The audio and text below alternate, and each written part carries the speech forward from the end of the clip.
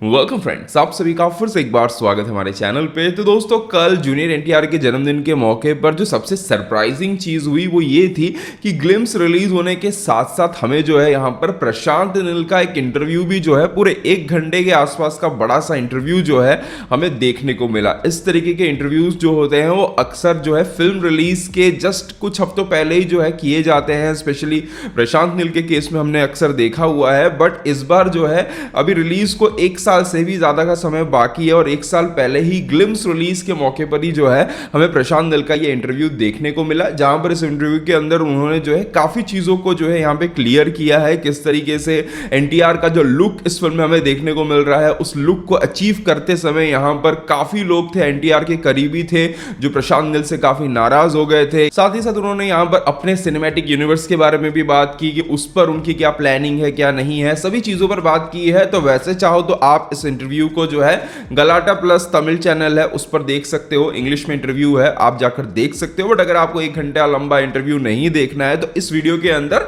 इस इंटरव्यू के अंदर जो सबसे इंपॉर्टेंट चीजें डिस्कस की गई हैं जो कि मतलब काफी इंटरेस्टिंग है, उसके बारे में हम जो है बात करने वाले हैं। तो सबसे पहले बात करते हैं यहां पर जूनियर एनटीआर के लुक के बारे में। तो जूनियर एनटीआर के लुक के बारे में बात करते हुए प्रशांत नील ने कहा कि इस लुक को अचीव करने में जो है हमें तकरीबन 4 महीने लगे। दरअसल शुरुआत यहां से हुई थी कि जब फिल्म की शूटिंग स्टार्ट करने की जो प्लानिंग की जा रही थी, तब जब लुक टेस्ट किया जा रहा था जूनियर एनटीआर का, तब प्रशांत नील ने जूनियर एनटीआर से कहा था कि अगर आप थोड़े से पतले हो जाओगे तो मेरे हिसाब से ये कैरेक्टर को जो है ज्यादा सूट करेगा। और इस चीज को दिमाग में रखते हुए आप यकीन नहीं मानोगे, 4 महीनों के अंदर अंदर जूनियर एनटीआर ने 15 किलो जो है वेट कम कर लिए थे, जिसके बाद वो काफी बीमार से लगने लगे थे। हमने काफी बार बाहर के भी फोटोज वगैरह देखे थे, उनके काफी बीमार लग रहे थे, काफी डल लग रहे थे और यही चीजें जो है प्रशांत नील को भी परेशान करना स्टार्ट कर दी थी। और प्रशांत नील ने बताया कि मैंने तो उन्हें जो है मना कर दिया था कि बस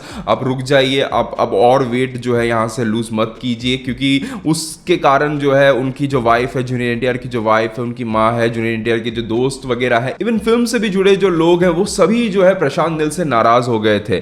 बट यहां पे प्रशांत नील ने कहा कि ये डिसीजन मेरा नहीं था, मैंने जो है यहां पर जूनियर एनटीआर को कहा था कि आप अब जो है रुक जाइए और वेट लूज मत कीजिए। पर जूनियर एनटीआर ने मुझसे कहा कि नहीं, हमारी फिल्म का जो विजन है उसके लिए इस लुक को अचीव करना बहुत जरूरी है और मैं इस लुक को अचीव करके ही रहूंगा। तो ये है पूरी कहानी यहां पर इस लुक के पीछे की, और किस तरीके से प्रशांत नील के मना करने के बावजूद भी जूनियर एनटीआर ने इस लुक को अचीव करने की जो है यहां पर कोशिश की। अब ये लुक आपको पर्सनली कैसा लगा है कमेंट्स में जरूर बताइएगा। इसके अलावा प्रशांत नील ने यहां पर इस फिल्म के बारे में बात करते हुए, एनटीआर के कैरेक्टर के बारे में बात करते हुए कहा कि ये मेरे द्वारा लिखा गया अब तक का सबसे डार्केस्ट कैरेक्टर है।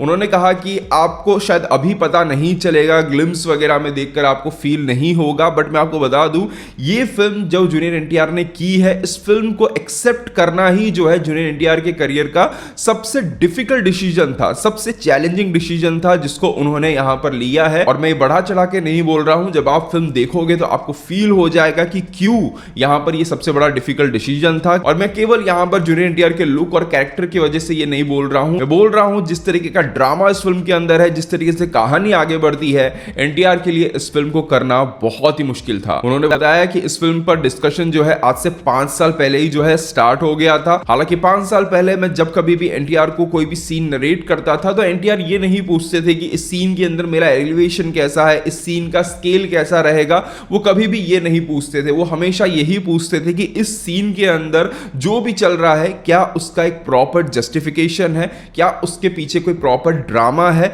या नहीं। और उनका पूरी डिस्कशन के दौरान यही कंसर्न रहा कि क्या जस्टिफिकेशन है और क्या ड्रामा है। और आप यकीन मानिए मुझे हर एक सीन के लिए वो जस्टिफिकेशन, वो ड्रामा लिखने के लिए जो है 3 साल का समय लग गया। उन्होंने 2 अलग अलग स्टेटमेंट्स के अंदर जो है यहां पर जूनियर एनटीआर और खुद अनिल कपूर, इन दोनों को ही जो है विलन के तौर पे बताया है। उन्होंने सबसे पहले जूनियर एनटीआर के बारे में बताया कि जूनियर एनटीआर भी जो है इस फिल्म में जितने भी विलन्स नजर आने वाले हैं उन सभी विलन्स में से एक है। उन्होंने बताया कि आप कह सकते हो कि हमने शायद इंडियन फिल्म इतिहास का सबसे महंगा विलन जो है इस फिल्म के अंदर कास्ट किया है। अब अनिल कपूर के बारे में बात करते हुए उन्होंने बताया कि क्योंकि आप लोग उन्हें हीरो बोल रहे हो तो आप उन्हें हीरो समझ सकते हो, बट अगर मैं अपने बारे में बताऊं तो मैं कहना चाहूंगा कि वो इस फिल्म के सबसे बड़े विलन हैं। जी हाँ दोस्तों, तो उन्होंने इन दोनों को ही विलन बताया। उन्होंने बताया कि फिल्म में हीरोज हैं, बट दूसरे हैं, काफी सारे हीरोज हैं, बट ये दोनों फिल्म के जो है विलन होने वाले हैं। उन्होंने साथ साथ ये भी बताया कि ये फिल्म एक पेट्रियोटिक फिल्म होने वाली है, यानी कि ये एक देशभक्ति वाली फिल्म होने जा रही है। तो इस चीज को बताने के बाद कहीं ना कहीं उन्होंने थोड़ा सा हिंट तो दिया है कि कहानी किस दिशा में जा सकती है। तो देखना इंटरेस्टिंग होगा कि किस तरीके से यहाँ पर कैरेक्टर्स को स्टैब्लिश करने के बाद वो किस तरीके से यहाँ पर आगे लेते हैं, कन्विंसिंग तरीके से लेते हैं, और जो उन्होंने कहा है कि एक बहुत ही बड़ी देशभक्ति वाली फिल्म होने जा रही है, अपने स्टेटमेंट को किस तरीके से वो यहाँ पर जस्टिफाई करते हैं। उसके बाद उनसे जब पूछा गया कि क्या आपकी प्लानिंग है, क्या आपने कभी सोचा है कि प्रशांत नील सिनेमैटिक यूनिवर्स के बारे में, तो उस पर जवाब देते हुए उन्होंने कहा कि देखिए, एक बार मैंने कोशिश की थी ये यूनिवर्स वाला खेल खेलने की, बट मैं फिगर आउट नहीं कर पाया था कि किस तरीके से इन सभी चीजों को एक साथ लाना है। मैं फिगर आउट नहीं कर पाया था, और अभी फिलहाल जो है मेरी ऐसी कोई भी जो है प्लानिंग नहीं है। फ्यूचर में अगर मैं कभी ऐसा कुछ करता हूं तो केवल वो मात्र पैसे के लिए ही होगा, क्योंकि ये सब चीजें जब साथ में आएंगी तो पैसा भी भरपूर आने वाला है। बट ये चीजें अब थोड़ी सी डिफिकल्ट हो चुकी है, क्योंकि 2 अलग अलग प्रोडक्शन हाउस आ चुकी है, 3 बड़े बड़े स्टार्स आ चुके हैं, तो इस चीज को करना जो है बहुत ही मुश्किल हो जाता है।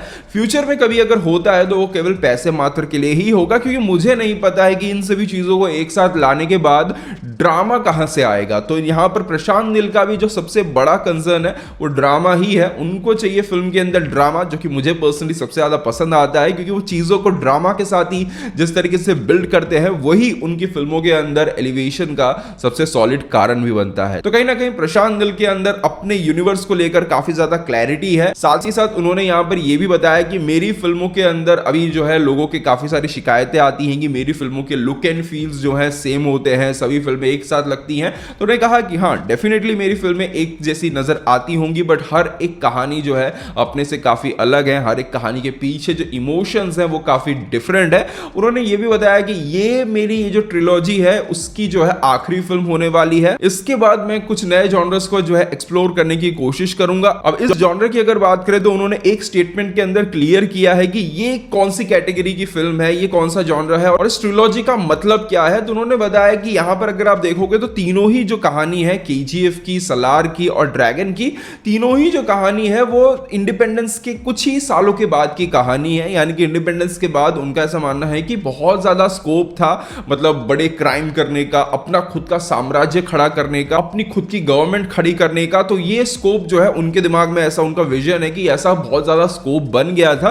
तो उसी आइडिया को लेते हुए उन्होंने इन तीनों ही फिल्मों को जो है यहां पर बनाया है। बट इसके बाद उन्होंने कहा कि वो शायद कुछ कलरफुल चीजें ट्राई करेंगे। उन्होंने कहा कि अभी जो मेरी करंट कमिटमेंट्स हैं उनको कंप्लीट करने के बाद मैं एक माइथोलॉजिकल फिल्म बनाने की कोशिश करूंगा, जिस पर मैं पिछले 2 सालों से काम कर रहा हूं, 2 सालों से लिख रहा हूं। तो उस फिल्म को जो है मैं स्टार्ट करने की कोशिश करूंगा और कुछ नया एक्सप्लोर करने की कोशिश करूंगा। अब देखिए, यहां पर 2 तरीके से आप चीजों को देख सकते हो, क्योंकि सबसे बड़ा कंसर्न यही है कि क्या सलार 2 आ रही है या नहीं। तो 2 तरीके से देख सकते हो। अगर आप बोलोगे कि ये इस ट्रिलॉजी की आखिरी फिल्म है तो यहां पर ये खत्म ही हो जाता है। बट करंट कमिटमेंट्स की अगर बात करें तो करंट कमिटमेंट्स के अंदर बात यही आ जाती है कि यहां पर सलार 2 ऑलरेडी कमिटेड है, तो सलार 2 को वो शायद डेफिनेटली बनाएंगे। हालांकि उन्होंने कहा कि अभी वो फिलहाल जो है जो कुछ भी लिख रहे हैं वो केवल ड्रैगन के लिए ही लिख रहे हैं। उन्होंने एक स्टेटमेंट के अंदर बताया कि यहां पर अभी मेरे दिमाग में जो भी आता है, अगर वो सलार 2 के लिए भी कुछ आइडिया आता है उसको भी मैं जो है ड्रैगन में डाल देता हूं। तो उन्होंने ऐसा क्लियर कहा है। तो कहीं ना कहीं वो अभी फिलहाल शायद सलार 2 को प्लान ना कर रहे हो, दूसरी कोई फिल्म स्टार्ट करे। तो अभी फिलहाल उनका पूरा फोकस जो है ड्रैगन पर ही है। हाँ, ड्रैगन के लिए कहा जा रहा है कि शायद ड्रैगन 2 भी आ सकती है, ड्रैगन 2 पार्ट्स में भी आ सकती है।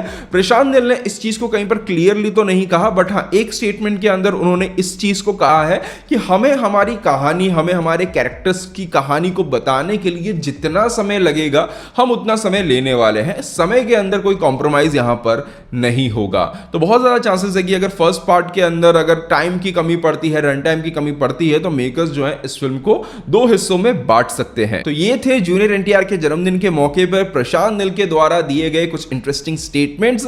अब इन सभी चीजों को सुनने के बाद आपका जो भरोसा है वो प्रशांत नील के ऊपर और कितना ज्यादा स्ट्रांग होता है, कमेंट्स में जरूर बताइएगा। क्योंकि प्रशांत नील अभी भी जो है यहां पर बोल रहे हैं कि फिल्म का जो सबसे ज्यादा फोकस है वो ड्रामा पर ही होने वाला है। तो देखना इंटरेस्टिंग होगा कि इस बार प्रशांत नील किस तरीके से ड्रामा को बिल्ड करते हैं और क्या फिर से यहां पर वो सलार वाला, वो केजीएफ वाला एलिवेशन यहाँ पर फील करवाने में कामयाब हो पाते हैं या नहीं। तो दोस्तों बस यहीं तक था आज का हमारा वीडियो, मिलते हैं हमारे अगले वीडियो में, तब तक के लिए बाय, टेक केयर।